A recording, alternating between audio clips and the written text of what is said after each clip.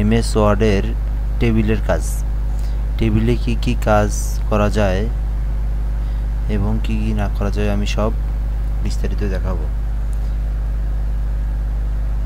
আমরা প্রথমে ইনসার্টে আসবো। ইনসার্টে আসার পর টেবিল নেব। টেবিলে মনে করেন আমি 3টা ঘর নিলাম। এখন কাজ করার পর আমার এই ঘর শুধু এইটুকুর প্রয়োজন নেই। আপনাদেরকে দেখাচ্ছি। একটু সমস্যা হচ্ছে।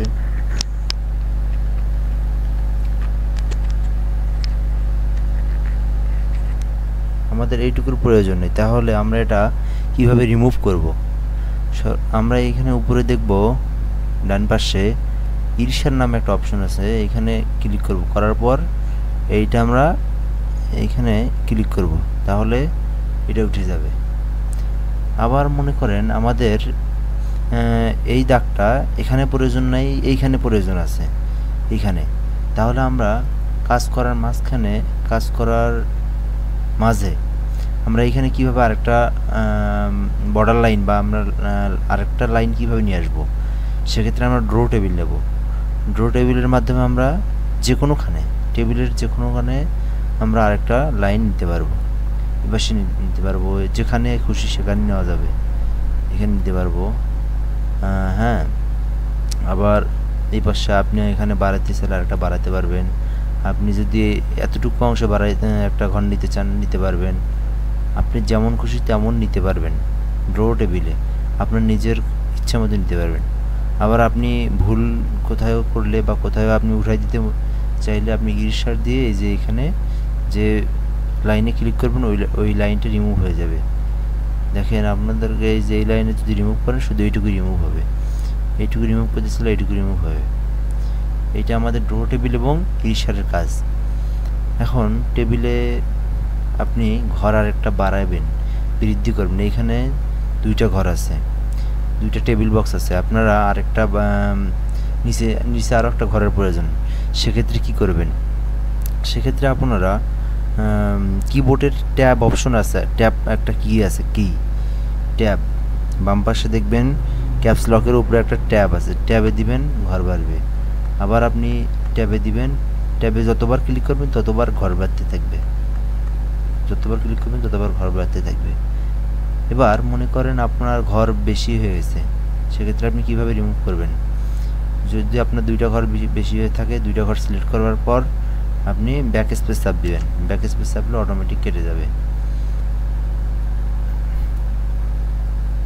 এটা একটা আরেকটা জিনিস, সচরাচর আপনার টেবিলে যদি আপনি এখানে ইংরেজি লেখেন, দেখাচ্ছি এখানে আমার মাইক্রোফোন ধরে রাখা আছে, আপনাদেরকে আমি দেখাচ্ছি। এই ক্ষেত্রে এখানে যদি আমি বাংলা করি,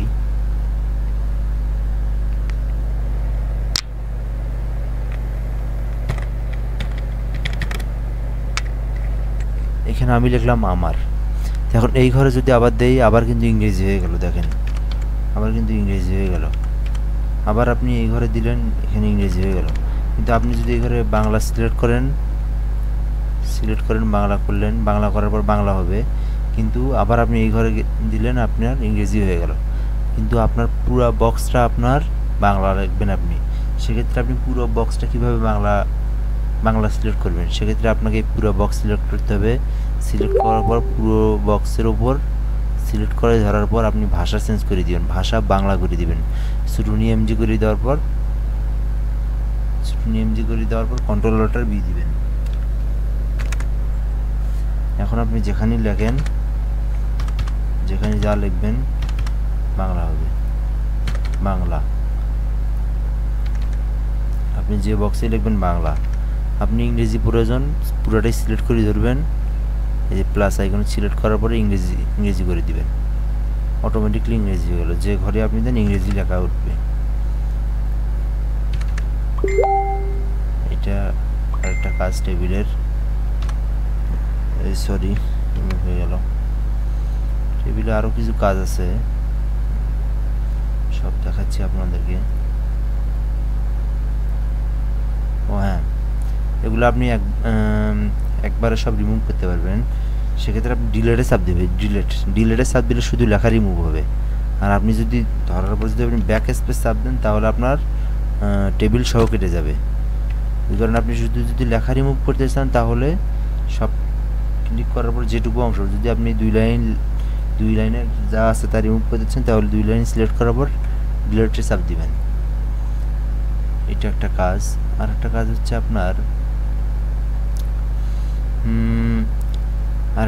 আপনার লাইন থাকবে কিন্তু দেখা যাবে না। সেই ক্ষেত্রে আপনারা কি করবেন? সেক্ষেত্রে আপনারা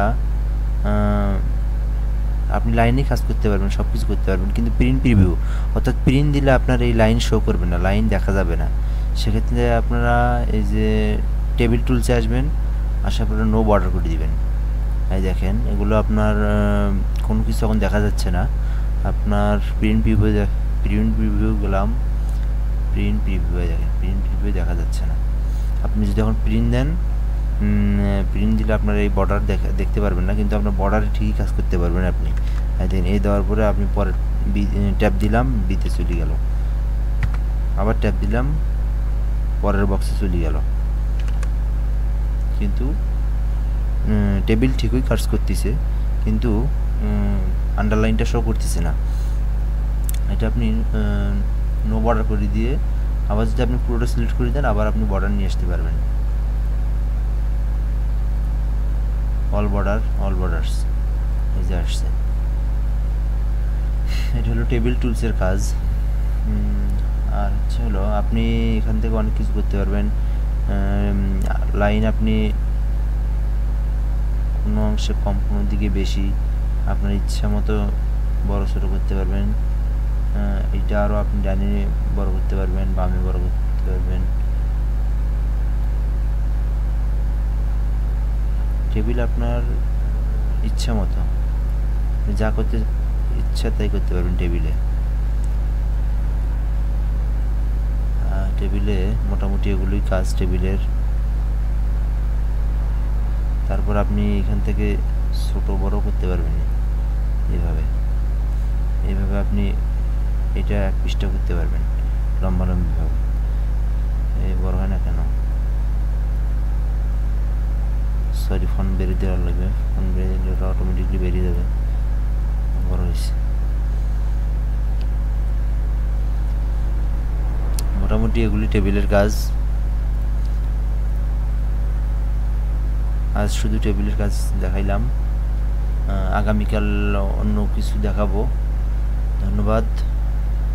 ভিডিওটি ভালো লাগলে অবশ্যই আমার চ্যানেলে একটা সাবস্ক্রাইব করে দিবেন, আর ফেসবুকে ফলো করে দিবেন। আসসালামু আলাইকুম।